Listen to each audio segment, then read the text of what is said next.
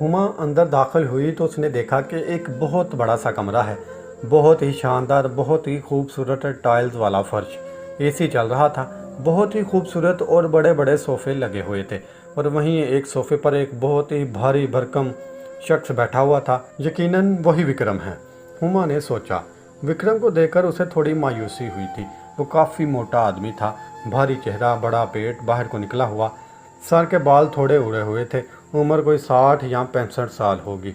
चेहरा clean shave था। हुमा एक ही जगह खड़ी हुई उसका जायज़ा ले रही थी।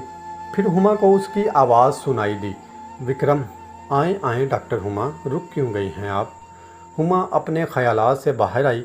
विक्रम अपनी जगह पर खड़ा हो चुका था हुमा का इस्तकबाल करने के लिए। जैसे ही हुमा ने उसकी तरफ कदम बढ़ाया तो विक्रम ने भी अपना हाथ आगे बढ़ा दिया उससे हाथ मिलाने के लिए। विक्रम के करीब जाकर हुमा थोड़ी देर के लिए और फिर कुछ सोचकर उसने अपना हाथ आगे बढ़ाकर विक्रम के भारी भरकम मोटे हाथ में दे दिया। विक्रम ने हुमा के नरमो नाजुक हाथ को अपने भारी खुरदरे हाथ में लिया और उसके हाथ को आहिस्ता आहिस्ता हिलाने लगा, दबाते हुए। हुमा उसकी आंखों में ही देख रही थी। विक्रम, डॉक्टर थे? विक्रम, डॉक्टर हुमा, वैसे ज़ेब ने आपकी खूबसूरती के बारे में बहुत झूठ बोला है मेरे से।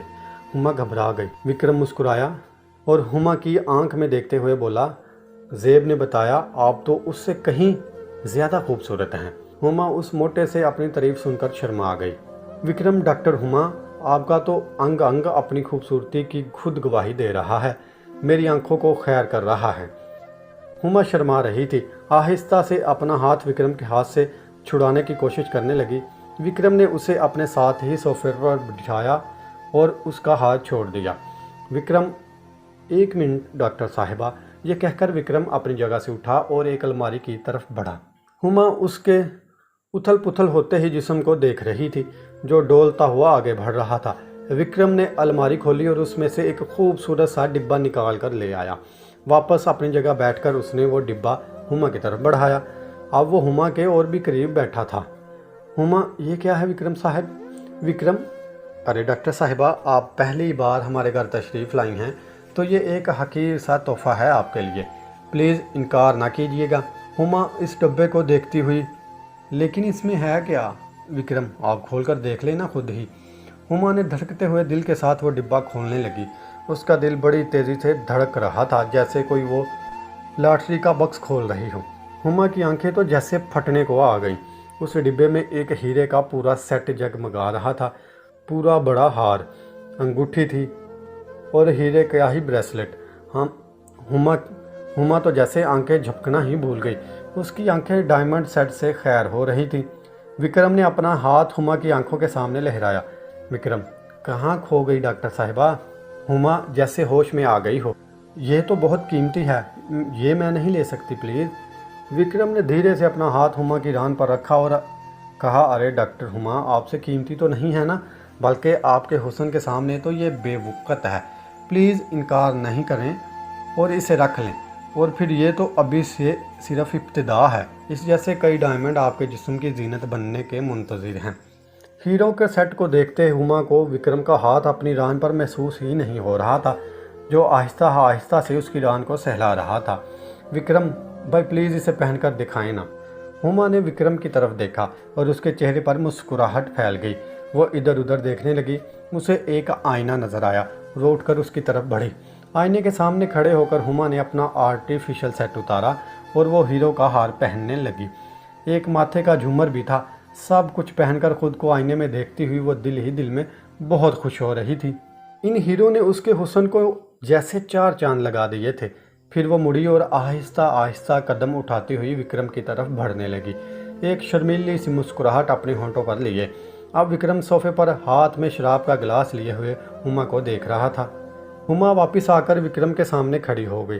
सोफे पर नहीं बैठी, बल्कि विक्रम के सामने अपने हुस्न के जलवे बखेरती हुई खड़ी रही। विक्रम ने अपना हाथ आगे बढ़ाकर हुमा का हाथ अपने हाथ में लिया। उसके हाथ में हुमा ने हीरों की अंगूठी पहनी हुई थी। विक्रम ने आहिस्ता से हुमा के हाथ की पुश्त को बोसा किया और फिर उसे अपने करीब बिठा लिया। विक्रम, हुमा जी, आपने तो इन हीरो की शान ही बढ़ा दी। विक्रम की बात पर हुमा मुस्कुराई और शर्मा गई। विक्रम ने अपनी तरफ की टेबल से एक और शराब का गिलास उठाया और उसे हुमा की तरफ बढ़ाया। हुमा चाहते हुए भी इतने अमीर आदमी की ऑफर को इनकार नहीं कर पाई। हुमा ने उसके हाथ से गिलास पकड़ लिया। हुमा विक्रम से बहुत ज़्यादा मुतासिर हो चुकी थी। यकीनन कीमती सेट उसने हुमा को पहले ही मुलाकात में दे दिया था। इसे खरीदने का सोचना तो दूर की बात, हुमा ने ऐसा सेट भी देखा भी नहीं था जो कि अब वो पहन के बैठी हुई थी। तो अब वो उसे ये कीमती सेट देने वाले को कैसे इनकार कर सकती थी। हुमा के अंदाजे के मुताबिक कम से कम भी इस सेट की कीमत 10 लाख के करीब होगी। उसे कीमती हीरो के सेट ने तो उसके अंदर की मज़ाहमत को बिल्कुल ही ख़त्म कर दिया था। वो चाहते हुए भी विक्रम को नहीं रोक पा रही थी। आखिर औरत ही तो थी ना, हीरो और जेवरात की दिलवाई। आखिर इतनी कीमती सेट लेने के बाद वो पहले इस मर्द को कैसे रोक सकती थी।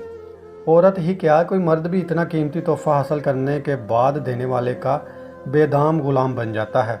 हुमा शराब का गिलास हाथ में लिए हुए बैठी हुई थी। विक्रम ने अपना गिलास हुमा की तरफ बढ़ाया और बोला, ये पहला जाम आप जैसी खूबसूरत हसीना से पहली मुलाकात के नाम। हुमा ने शर्मीली सी मुस्कुराहट के साथ अपना गिलास विक्रम के गिलास के साथ टकरा दिया। कमरे में हल्की सी मध्यम सी आवाज़ गूंजी और फिर विक्रम ने अपना गिलास अपने होंठों से लगा लिया और उसका सिप लेने लगा। उसकी देखा देखी हुमा ने भी अपना गिलास अपने होंठों से लगा लिया और उसकी चुस्कियाँ लेने लगी। दोनों बहुत करीब बैठे हुए थे। विक्रम ने अपना हाथ हुमा के पीछे से लाकर सोफे की बैग पर रख दिया।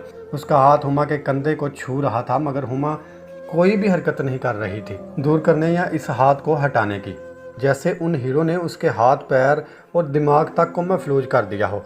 विक्रम के छूने से हुमा का जिस्म हल्की सी हुरजुरी लेकर रह गया।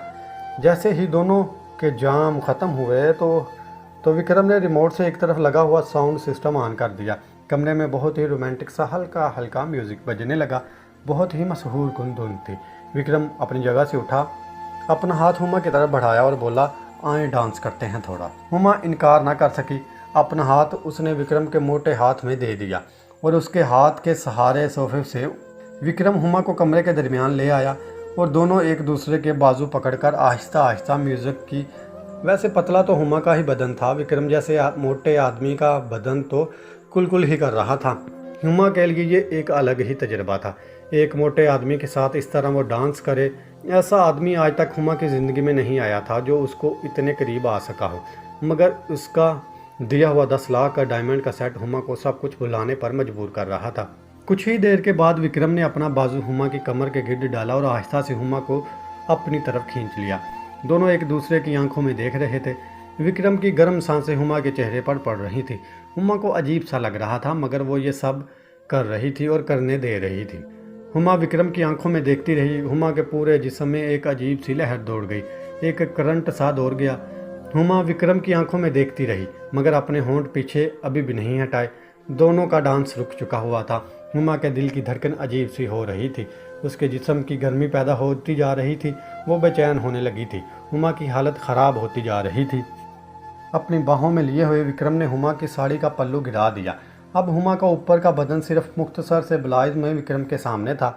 विक्रम उसके बदन का जायजा लेने लगा। हुमा का बदन क़यामत ढा रहा था। दोनों की नज़रों में दोबारा से मिली तो हुमा शर्मा गई और अपनी नज़रें झुका ली।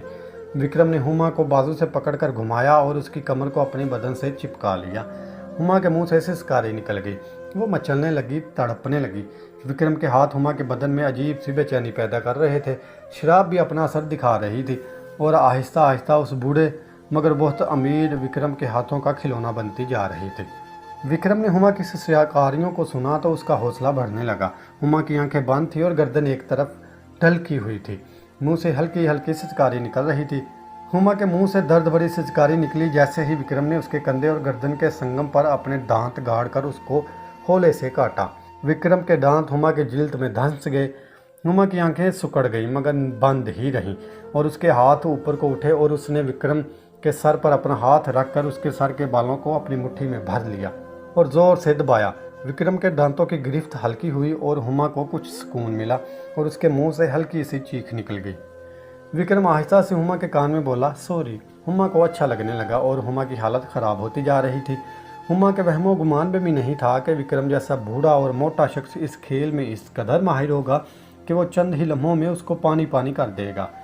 हुमा का हाथ अभी भी विक्रम के सर पर था और वो उसके बालों को सहला रही थी। हुमा को एक बार फिर अलग सा एहसास हुआ। फिर विक्रम ने हुमा की साड़ी के पल्लू को निकाल दिया और उसकी साड़ी का ढीला करने लगा, और चंद ही लम्हों में उसकी साड़ी खुलकर हुमा के पैरों में घिर चुकी थी और हुमा विक्रम की बाहों में थी।